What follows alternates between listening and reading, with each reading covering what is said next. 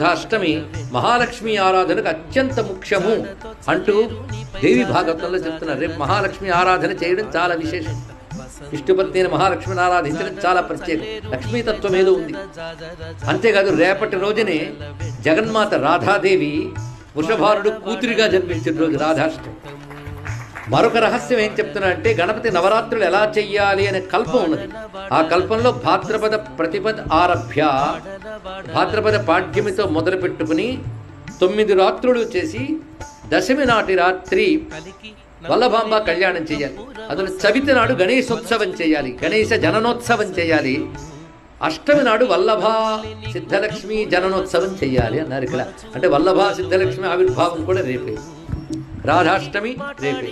మహాలక్ష్మి తత్వానికి రేపు చాలా ప్రాధాన్యం అన్నారు.